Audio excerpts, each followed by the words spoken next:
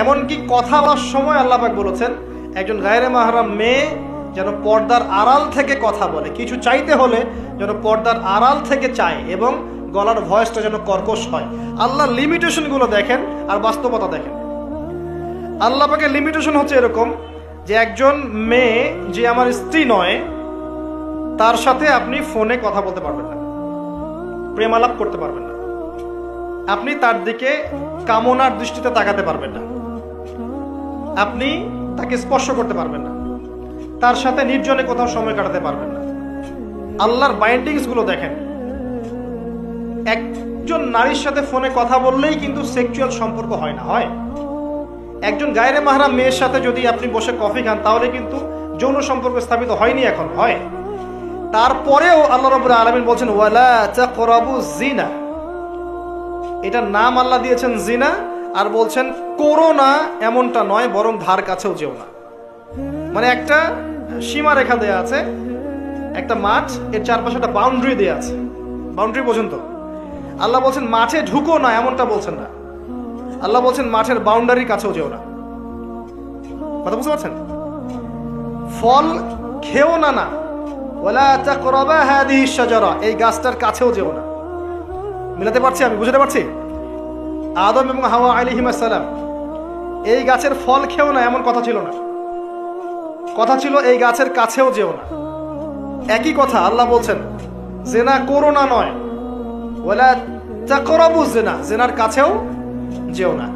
এখন এটা হচ্ছে আল্লাহর নিষেধাজ্ঞার একটা বাইন্ডিংস, লস, একটা একটা পিলার, একটা বাউন্ডারি। আর আপনি বাস্তবতা দেখবেন ভিন্ন, যে গায়রে মাহরাম ছেলে মেয়ে এরা অ্যাডাল্ট, এদের যৌন চাহিদা আছে, সেক্সুয়াল চাহিদা আছে, একে অপরের সাথে কোনো মাহরামের সম্পর্ক নাই। এরা পড়াশোনার নামেই হোক, চাকরি বাকরির নামেই হোক, ভ্যালেন্টাইন্সের নামেই হোক, যে কোনো নামেই হোক, এরা একে অপরের সাথে মিলেমিশে একাকার। এরা কথা বলছে, কথা বলার পরে আরো কাছে যাচ্ছে, ভালোবাসার প্রণয় বিনিময় করছে, এক পর্যায়ে কফি খাচ্ছে, ডেটিং এ যাচ্ছে, ঘুরছে ফিরছে, এই করতে করতে করতে এক পর্যায়ে তারা হারাম জেনায় লিপ্ত হয়ে গেল, বিছানায় চলে গেল। এই সম্পর্কের পর দেখা যায় সম্পর্ক ব্রেকআপ, শেষ। এবং এই ঘটনাগুলোর নাম দিচ্ছি আমরা কাছে আসার গল্প। কার কাছে? যার কাছে আল্লাহ যেতেও নিষেধ করেছেন, ওয়ালা তাকরাবুজ জিনা। আর আমরা বলছি না, কাছে আসারই গল্প। কাছে আসার গল্প হতে পারে মায়ের সাথে, মায়ের কাছে আসার গল্প হতে পারে, স্ত্রীর কাছে আসার গল্প হতে পারে, আমার সন্তানের কাছে আসার গল্প হতে পারে, দেশের কাছে আসার গল্প হতে পারে। কিন্তু হারাম জেনার কাছে আসার কোনো গল্প হতে পারে না। কি হতে পারে? জাহান্নামের উপন্যাস হতে পারে। কি হতে পারে? জাহান্নামের আমল নামার একটা উপন্যাস হতে পারে। উপন্যাস বোঝেন না? আল্লাহ পাক এই যে কিয়ামতের মাঠে আমল নামা ছুঁড়ে দিবেন, ছুঁড়ে দিয়ে আমল নামা ঘুরতে থাকবে, কারো ডান হাতে কারো বাম হাতে। যার হাতে আমল নামা আসুক না কেন, যে হাতে আসুক না কেন, আল্লাহ পাক সবাইকে একটা কথা বলবেন, ইকরা কিতাবাক, তুমি তোমার কিতাব পড়ো, কাফা বিনাফসিকা আল-ইয়াওমা আলাইকা হাসিবা, আজকে তুমি তোমার হিসাব নেওয়ার জন্য যথেষ্ট। আমরা সবাই একটা করে উপন্যাস লিখছি, আমরা সবাই একটা করে উপন্যাস লিখছি আমলনামার, আমাদের কাজের মধ্য দিয়ে। আর এর চেয়ে ভয়ঙ্কর বিষয়টা হচ্ছে এই উপন্যাসটা আপনাকে পড়তে বলা হবে সবার সামনে। আমার কথা বলে বোঝা যায় না? আমরা একটা গল্প লিখছি আমলনামায়, উপন্যাস লিখছি, যার একটা মোমেন্ট বাদ যাচ্ছে না। এই যে এখন আমরা বসে আছি, এটা আপনার উপন্যাসে উঠে গেছে, আমলনামা উঠে গেছে। মাফ করবেন যদি কালকে আবার দেখেন যে আমলনামাকে উপন্যাস বলে যা ব্যাখ্যা করলাম তো, এবার এই শব্দ দিয়ে আবার তুলকালাম করে ফেলেন। বুঝানোর জন্য বলেছি যুব সমাজ উপন্যাস বোঝে, এই জন্য বলেছি। যুবকরা উপন্যাস বোঝেন না? আপনারা বিভিন্ন উপন্যাস পড়েছেন, যারা জেনারেল লাইনে পড়েছেন অনেক উপন্যাস পড়েছেন, এই জন্য বললাম বুঝানোর জন্য। আমলনামা কখনো উপন্যাস নয় যে আপনি আর আমি একটা উপন্যাস লিখছি, নিজের গল্প নিজেই লিখছি, নিজের কাজের মধ্য দিয়ে নিজের উপন্যাস নিজেই লিখছি। এবং এটার মধ্যে সবচেয়ে ভয়ঙ্কর কথা হচ্ছে এইটা সবার সামনে আমাকে পড়ে শোনাতে হবে। আমরা কি পারবো এই জেনা, এই মাদক, এই পর্নোগ্রাফি, হারাম, জুয়া, ক্যাসিনো, অন্যায়, অত্যাচার, বেনামাজি, দুর্নীতি, ঘুষ, সুদ, এইগুলোর সব কথা সবার সামনে পড়ে শোনাতে? আমরা কি পারবো আদৌ? আমরা কি প্রস্তুত? পড়তে কিন্তু হবেই ভাই, সবাইকে পড়তে হবে। আলেম, জালেম, কাফের, মুশরিক, মুনাফিক সবাইকে পড়তে হবে। ইকরা কিতাবাক এক বচনে এসেছে, মানে এক একজন মানুষকে আল্লাহ পাক বলছেন যে তুমি তোমার বই পড়ো, তোমার কিতাব পড়ে শোনাও। কাফা বিনাফসিকা আল-ইয়াওমা আলাইকা হাসিবা, আজকে তুমি তোমার হিসাব নেওয়ার জন্য যথেষ্ট। আল্লাহ পাক আমাদেরকে কথার গভীরতা বোঝার তৌফিক দান করুন। এই হারাম জিনিসগুলোর মধ্যে সবচেয়ে ডেঞ্জারাস এই ফ্রি মিক্সিং। ফ্রি মিক্সিং কি জিনিস? একজন বেগানা মেয়ে একজন বেগানা ছেলের সাথে মিক্স করবে। এখন আপনি কথাগুলো মনে হচ্ছে রূপকথার মতো মনে হবে, কারণ বাস্তবতার সাথে কোনো মিল নাই। বাস্তবতায় আপনি গিয়ে দেখবেন যে স্কুলে পড়ছে মাশাআল্লাহ গায়রে মাহরাম ছেলে মেয়ে, এবং নাম দিচ্ছে না friends, just only friends, friends only, বন্ধু, ক্লাসমেট। কিন্তু এর বয়স মাশাআল্লাহ 16, এর বয়স 20, বা এর বয়স 15, এর বয়স 18।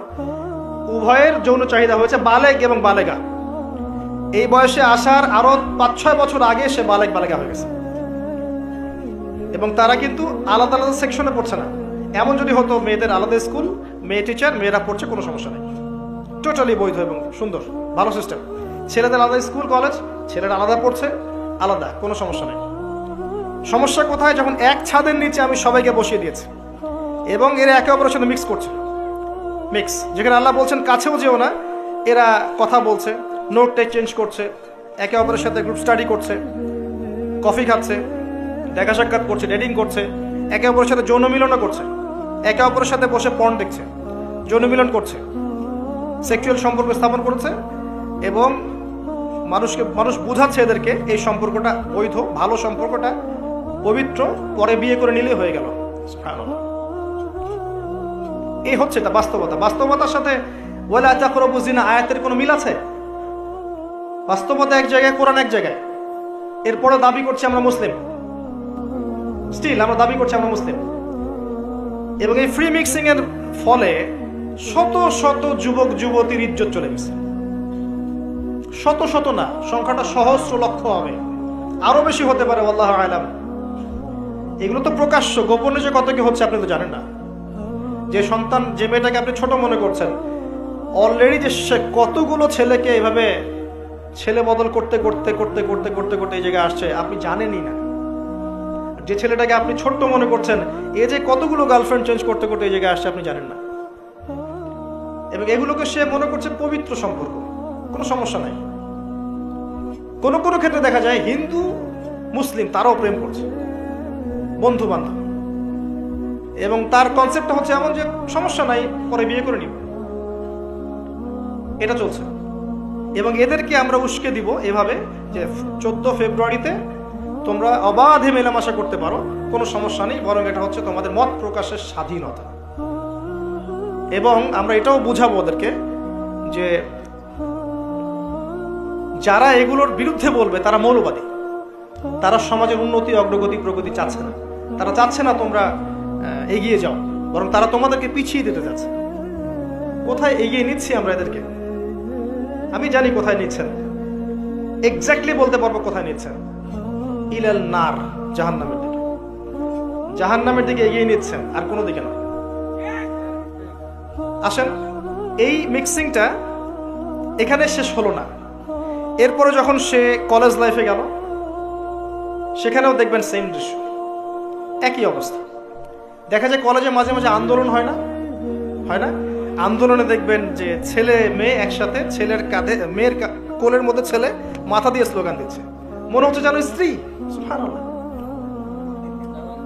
হ্যাঁ, দেখবেন বিভিন্ন আন্দোলনের সময় দেখবেন কলেজ বিশ্ববিদ্যালয়গুলোতে, আমরা তো পড়েছি, আমরা তো বলতে পারবো, আন্দোলন হচ্ছে, বান্ধবী বসে আছে, বান্ধবীর কোলে মাথা দিয়ে বন্ধু, মনে হচ্ছে যেন স্ত্রী।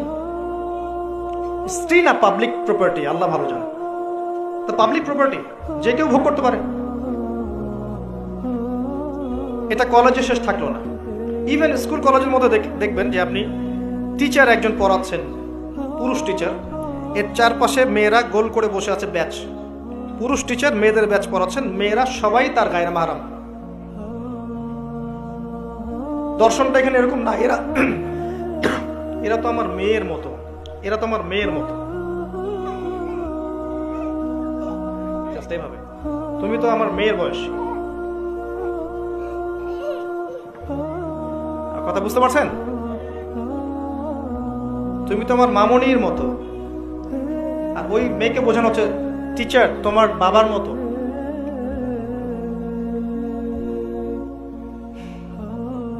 একটা পুরুষ টিচার, চারপাশে মহিলা মেয়েরা বসে আছে, সবাই অ্যাডাল্ট, সবার সাথে তার বিয়ে জায়েজ, সবার সাথে তার বিয়ে শরীয়ত সম্মতভাবে জায়েজ। তারপরে একটা ফিলোসফি দর্শন ঢুকিয়ে দিয়ে তুমি তোমার মেয়ের মতো। অহরহ মেয়েদের ইজ্জত হারাচ্ছে, অহরহ। আপনারা সেকুলার পত্রিকাগুলো এবং মিডিয়াগুলো ঘাটতে থাকেন, দেখেন কি পরিমাণে ছাত্রীদেরকে টিজিংটা বেড়েছে, কি পরিমাণে বেড়েছে। এমন অনেক ছাত্রী আছে, আমি বিভিন্ন রাষ্ট্রের নিউজ দেখি যে টিচাররা, একটা স্কুলের টিচাররা মিলে প্রাইমারি স্কুল থেকে শুরু করে হাই স্কুল পর্যন্ত অসংখ্য ছাত্রীকে রেপ করেছে, ভিডিও ধারণ করেছে। এখানে মহিলা টিচাররা ইনভলভ ছিলেন, এমন নিউজ এসেছে। এবং অ্যাসিড দিয়ে মুখ ঝলসে দেওয়ার ভয় দেখিয়ে কাজ করা হয়েছে দীর্ঘদিন ধরে। ভয়ে মেয়েরা কিছু বলতে পারে নাই। আবার সেদিন একটা রেপিস্টের ক্রাইম দেখলাম, র্যাব ধরেছে। র্যাবের অফিসার যিনি ব্রিফ করছেন তিনিও অবাক, যে আমরা অবাক হয়ে গেছি এর ঘটনা দেখে। সে রেপিস্ট কিন্তু মুসলিম না, ভাগ্যিস সে অন্য ধর্মের না। যদি মুসলিম হতো তাহলে এটা নিয়ে আবার প্রচারণা শুরু হয়ে যেত। আমি তার ধর্মের নাম বলবো না, আমি জানি তার ধর্ম এটা শিক্ষা দেয় না। যেভাবে ইসলাম এটা শিক্ষা দেয় না, অন্য ধর্ম এটা শিক্ষা দেয় না। সে কি করেছে, রেপ করার পরে মেয়ে যেন গর্ভবতী না হয়, সে সেভাবে তার শারীরিক একটা মানে মেডিকেল ট্রিটমেন্ট করিয়েছে। আমি জানি না, আসলে আমি এইসব বিষয়ে খুব একটা ভালো জানি না। এমন এমন কিছু পদ্ধতি এখন নাকি বের হয়েছে যে যৌন সম্পর্ক স্থাপন করলেও কনসেপ্ট করবে না, ছেলে তার মধ্যে সেটা করিয়েছে, যাতে সে গণহারে রেপ করতে পারে, একটার পর একটা, কেউ প্রেগনেন্ট না হয়। র্যাবের অফিসার ব্রিফ করছেন, দেখেন ভিডিও, ফ্রি মিক্সিং। যেখানে যাবেন, কলেজে আপনি যাবেন, আবার দেখবেন কখনো কখনো যে ছেলেদের ব্যাচ পড়াচ্ছে মহিলা টিচার, ছেলেদের ব্যাচ মহিলা টিচার। তুমি তো আমার ছেলের মতো, আর তাকে শেখানো হচ্ছে যে সে তো তার মায়ের মতো। আবার আমাদের ঢাকা শহর অত্যাধুনিক যে প্রতিষ্ঠানগুলো আছে সেখানে গিয়ে দেখবেন যে ফর্মাল ড্রেসে মিস ক্লাস নিচ্ছে, formal dress, shirt pant tie. আবার বিভিন্ন জায়গায় গিয়ে দেখবেন মহিলারা এভাবে শার্ট প্যান্ট গেঞ্জি জিন্স পরে ঘুরে বেড়াচ্ছে, শপিং মলসে, এয়ারপোর্টে, ওইখানে এইখানে সব জায়গায় চারপাশে। এটা তো ফ্রি মিক্সিং এর সাথে আরেকটা পাপ হলো কি, নবী সাল্লাল্লাহু আলাইহি ওয়াসাল্লাম বলেছিলেন যে শেষ জামানে এক শ্রেণীর মেয়ে বের হবে যারা কাপড় পরেও নগ্ন থাকবে। এরা সেই ক্যাটাগরির যাদের ব্যাপারে আল্লাহ রাসূল বলেছেন তারা জান্নাতে যাবেও না, জান্নাতের গন্ধ পাবে না। শুধু ফ্রি মিক্সিংটাই সমস্যা না, এবং এটা শুধু স্কুল এবং কলেজে সীমাবদ্ধ নেই, চাকরির ক্ষেত্রেও দেখবেন সেই অফিসের বসের হাতে অনেক মেয়ে নির্যাতিত হয়েছে। বেতন বেশি দেওয়ার কথা বলে, প্রমোশন দেওয়ার কথা বলে। আর মেয়েরা তো একটু অবলা জাতি হয়, একটু অবলা হয়, তাদের একটু মায়া মহব্বত বেশি থাকে, ইমোশনটা বেশি থাকে, তারা খুব বেশি কনভিন্স হয়ে যেতে পারে। ভালো স্বপ্ন দেখিয়ে, রঙিন রঙিন স্বপ্ন দেখিয়ে তাদের কত মানুষ ইজ্জত নষ্ট করে ফেলেছে আল্লাহ ভালো জানেন। এরপরেও দেখবেন, এই সমস্যার পরেও দেখবেন তার উপরে আবার আছে পর্নোগ্রাফি। মানে মানুষ রাতের বেলা শুয়ে শুয়ে নগ্ন মুভিজ দেখছে আর দেখছে, দেখছে আর দেখছে। এটাকে উপরের লেভেল থেকে বন্ধ করার কোনো প্রয়াস নেওয়া হয়নি এখন পর্যন্ত। এমন অনেক কান্ট্রি আছে এই বিশ্বের মধ্যে যারা কিন্তু ইন্টারনেট সেকশনটাকে নিয়ন্ত্রণ করে। সব সাইট আমার দেশে চলতে পারবে না। ইভেন আমরা যে হারে ফেসবুক চালাই, চাইনিজরা কিন্তু এভাবে চালায় না। ওদের সামাজিক যোগাযোগ আলাদা মাধ্যম আছে, জানেন, সব জায়গায় একটা রেস্ট্রিক্টেড ব্যবস্থা আছে। পর্নোগ্রাফি যেগুলো দিয়ে ব্লু ফিল্মস দেখানো হয় সারা দেশের মানুষকে, একটা জাতির মানুষকে, এটা তো অ্যাটলিস্ট বন্ধ করা যেত। আর এটা বন্ধ করাটা তো নিঃসন্দেহে কোনো মৌলবাদী কাজ নয়, সন্ত্রাসী কাজ নয়, জঙ্গিবাদী কাজ নয়, তাই কি? এটা যখন আপনি দেখছেন সারাদিন ধরে, সারা রাত ধরে, এই ছেলেমেয়েরা ম্যাক্সিমামই আসক্ত এগুলোতে। ইভেন এখন মেয়েরাও এগুলো দেখে। আপনি সেকুলার মিডিয়াগুলো রিপোর্টগুলো দেখেন, তারাই বলছে এগুলো। স্কুলে গিয়ে মেয়েদের ইন্টারভিউ নিচ্ছে, তোমরা কি এটা দেখো? মেয়েরা বলছে যে হ্যাঁ আমরাও দেখি, আমরাও কথাবার্তা বলি যে নতুন একটা আইটেম আসছে, এটা দেখ, এভাবে তারা কথা বলছে বসে ক্লাসের মধ্যে। তো যখন ছেলে মেয়েরা এগুলো অবাধে দেখবে, যুবক যুবতী কিশোর কিশোরীরা, এরপরে আবার ফ্রি মিক্সিং, তার উপরে আবার বেহায়াপনা, নগ্নতা, পোশাক আশাকের পর্দার বালাই নাই, তখন আপনি চিন্তা করেন সমাজটা কি হইতে পারে। আবার এগুলোকে আমরা দিবসের মধ্য দিয়ে উৎসাহিত করছি, কাছে আসার গল্প, আসো আরো জানা করো। কোথায় ইসলাম আর কোথায় কোরআন আর কোথায় সেই পর্দা, কোথায় কি? আর ওই যে দেখেন একটা মেয়ে মুস্কান, ও তার নেকাব খুলবে না, 200-300 কুকুরের সামনে বলছে আল্লাহু আকবার। তো জান্নাত আসলে কাদের জন্য? এই অবস্থায় যদি আমরা কেউ খাস পর্দা করছি, এখন যারা আবার খাস পর্দা করছি তাদেরকে আবার বাঁকা চোখে তাকানো হচ্ছে, আবার কাউন্টার। এমনি তো চলছে এগুলো, আর উপর আবার কাউন্টার। মানে একটা জায়গা বাকি রাখছে না শয়তান আপনাকে ফিতনায় ফেলার জন্য। এই অবস্থায় কেউ যদি পর্দা করতে যায়, ওকে আবার বাঁকা চোখে তাকানো হচ্ছে। এ তো ভালো সুবিধার মনে হচ্ছে না? তোমার বোরখার নিচে কি বোমটম আছে নাকি? সাইকোলজিক্যাল আক্রমণ। বোরখা পরে যাচ্ছে স্কুল কলেজে, টিচাররা কেমন করছে, তার সাথে কেমন যেন আচরণ করছে। এটা কেন করছো? মুখটা খোলো, নাহলে পরীক্ষা দিতে দেবো না। এগুলো চলছে।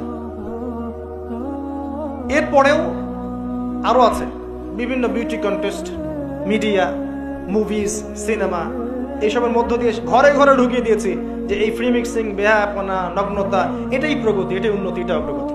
ইভেন আমাদের ছোট ছোট বাচ্চারা এগুলো দেখে দেখেই বড় হচ্ছে এখন। জানি না ওরা আবার কোন জেনারেশন হয়ে গড়ে ওঠে, আল্লাহ ভালো জানে। এর উপরে এসেছে সেলফি এবং ছবি ভিডিওর একটা বুদ্ধি প্রতিবন্ধী জেনারেশন। একটু হলেই সেলফিস, ফেসবুকে আপলোড, আবার টিকটক, আবার ইউটিউবিং, আবার নিজে নিজেই হাসে, নিজে নিজে ছবি তোলে। আর অনলাইনটা অ্যাভেলেবল হয়ে গিয়ে সবার হাতে হাতে স্মার্টফোন যখন গিয়েছে, তখন এগুলো আপলোডিংটা খুব বেশি হচ্ছে। আপলোডিং, আগে ঘটনা ঘটতো সবাই জানতে পারতো না, এখন ঘটলে সারা দুনিয়ার মানুষ এক মুহূর্তে জেনে ফেলবে। তখন একটা খারাপ ভিডিও সবার হাতে হাতে, ঘরে ঘরে। এবার এই হারাম ভালোবাসা, এটা ভালোবাসা বলার অপরাধ হবে, এই হারাম প্রবৃত্তির এই নগ্ন দাসত্ব, এই দাসত্বটাকে ভালোবাসার নাম দিয়ে আল্লাহর নাজিলকৃত পবিত্র ভালোবাসাকে চ্যালেঞ্জ করা হয়েছে। এবং বিভিন্ন মানুষ, সমাজের বিভিন্ন শ্রেণীর মানুষকে এই হারামের দিকে ধাবিত করা হয়েছে, যাতে সবাই জান্নাতের কাছে না বরং জাহান্নামের কাছে আসতে পারে। এই হলো অবস্থা। এখন এই অবস্থায় আল্লাহ রাব্বুল আলামিন মুমিনদের জন্য সলিউশন দিয়েছেন সূরা নূরের মধ্যে। কুল লিল মুমিনিন ইয়াগুদ্দুনা মিন আবসারিহিম ওয়া ইয়াহফাযু ফুরুজাহুম, এটা পড়ে আছে আপনার কোরআনে। মুমিন পুরুষদেরকে আপনি বলুন, হে নবী, তারা যেন চক্ষু নিচু রাখে এবং তাদের লজ্জাস্থানের হেফাজত করে। মুমিন নারীদেরকে আপনি বলুন যেন তারা তাদের লজ্জাস্থানের হেফাজত করে, চোখ নিচে রাখে, এবং তারা এই মানুষদের ছাড়া অন্য কারোর সামনে যেন না যায়, এবং জিনাত, হিজাব তারা যেন অবলম্বন করে। এটা আল্লাহর আদেশ। Only Quran or only Hadith and only Islam can solve this problem. কোরআন, সুন্নাহ এবং ইসলাম ছাড়া কেউ এই সমস্যা সলভ করতে পারবে না। এখানকার সলিউশন এগুলা। প্রথমত তারবিয়াত দিতে হবে ছোট থেকেই, তার উপরে নিয়মিত ইমানের চর্চায় রাখতে হবে, তার উপরে ছেলে মেয়েদেরকে পর্দা বোঝাতে হবে, ছোট থেকেই মেয়েদেরকে পর্দায় রাখতে হবে। তারপরেও যদি বড় হয়ে এদের মধ্যে খারাপ চিন্তা আসে, চোখ নিচু করতে হবে। যেগুলো অশ্লীল সেগুলোর ধার কাছে যাওয়া যাবে না। দ্রুত এদের বিয়ের ব্যবস্থা করতে হবে যাতে ওরা পবিত্র লাইফ লিড করতে পারে। তারপরে দেখবেন আস্তে আস্তে কিছুটা হলেও, 100% না হলেও কিছুটা হলেও আপনি ফিতনা থেকে দূরে রাখতে পারেন। আর যত বেশি এই ভোগবাদী, বস্তুবাদী, এই পশ্চিমাদের ধাঁচে আপনি সন্তানকে গড়ে তুলবেন, কাছে আসার নাম দিয়ে জেনা করাবেন, ফ্রি মিক্সিংয়ে নেবেন, পর্নোগ্রাফিকে অবাধ লাইসেন্স দিয়ে দিবেন, মাদকাসক্ত ওই যুব সমাজকে ফেরানোর কোনো পথ পদ্ধতি অবলম্বন করবেন না, হিজাবের প্রতিবন্ধকতা করবেন, তত বেশি সমাজ আস্তে আস্তে আস্তে আস্তে অধঃপতন অতল তলে যেতে থাকবে। এবং এরপর কি হবে সেটাও বলে দিচ্ছি, এটাও হাদিস থেকেই বলছি। সেটা হচ্ছে এরপরে বাড়বে সমকামিতা। কি বাড়বে? অশ্লীলতা সয়লাভ হতে হতে হতে হতে এমন একটা পর্যায়ে যাবে, বেশিরভাগ মানুষই যাবে আল্লাহর বান্দারা বাদ দিয়ে, যখন দেখবেন মেয়েদের প্রতি আসক্তি কমে যাবে ছেলেদের একটা পর্যায়ে গিয়ে, এবং ছেলে ছেলের সাথে জেনা করা শুরু করবে, যেটা শুরু হয়ে গেছে বিগত 20-30-40 বছর থেকে দেশেও, এবং সমকামীদের সংগঠন পর্যন্ত আছে দেশে। এটাও রিপোর্ট, আপনি সেকুলার মিডিয়া ঘেটে দেখেন, বছরের একদিন তারা আবার একত্রিত হয় একটা হোটেলে, সেখানে ওদের মতো করে ওরা এনজয় করে। কওমে লূত, নবী সাল্লাল্লাহু আলাইহি ওয়াসাল্লাম বলেছিলেন, আমি ভয় পাই আমার উম্মতের মধ্যে কয়েকটা জিনিস, একটা হচ্ছে গোপন শিরক, একটা হচ্ছে আমার উম্মত মূর্তি পূজা করবে, আর একটা হচ্ছে আমার উম্মতের মধ্যে সমকামিতা ছড়িয়ে পড়বে। আর এই সমকামীদেরকে আল্লাহ পাক জমিনটা তুলে আকাশে পাথর বর্ষণ করে আবার দাবিয়ে দিয়েছিলেন। কওমে লূত এই জর্ডানের ডেড সি, মৃত সাগরের পাশে এরা থাকতো। সেই সম্প্রদায়ের কাছে আল্লাহ পাক লূত আলাইহিস সালামকে পাঠিয়েছিলেন। এত বড় মনের নবী ছিলেন তিনি, সম্প্রদায়ের মানুষকে পাপ থেকে বাঁচানোর জন্য বলছেন যে হ্যাঁ উলাই বানাতি ইন কুনতুম ফাইলিন, তোমাদের যদি প্রবৃত্তির চাহিদা থেকে থাকে আমার মেয়েদের মধ্য থেকে বিয়ে করে নাও, তাও ভালো থাকো। তারা বলছে, তুমি লূত নিজেকে পবিত্র মনে করতে চাও? তুমি তো জানো যে আমরা কি চাচ্ছি। যখন জিবরাইল এবং মিকাইল আলাইহিস সালাম এসেছেন পুরুষের রূপে, বালকের রূপে, সুদর্শন, তাদেরকে অফার করছে, কথা বুঝতে পারছেন না? তাদেরকে অফার করছে। আর লূত আলাইহিস সালাম নিজের মেহমানের সম্মান বাঁচাতে গিয়ে বলছেন, আলাইসা মিনকুম রাজুলুন রশীদ, তোমাদের মধ্যে কি একটা ভালো মানুষ বেঁচে নাই? ওই সমকামিতা ছড়িয়ে পড়েছে এখন আমাদের এখানে। আর আপনি বিশ্বের যে বড় বড় রাষ্ট্রগুলোর মানে দাসত্ব করেন, ওদের দেশে সমকামিতা বৈধ।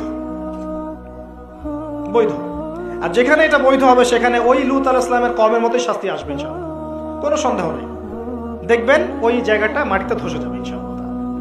আর এটা হাদিসেও এসেছে যে আমাদের আগে 3টা বড় বড় ভূমিকম্প হবে, একটা পূর্ব দিকে, একটা পশ্চিমে, একটা পৃথিবীর মাঝখানে। আর পশ্চিম বলতে আমি বুঝি পশ্চিমা সভ্যতা। এটা ভূমিকম্পে ধসে যাবে ইনশাআল্লাহ আযজা ওয়া জাল্লা।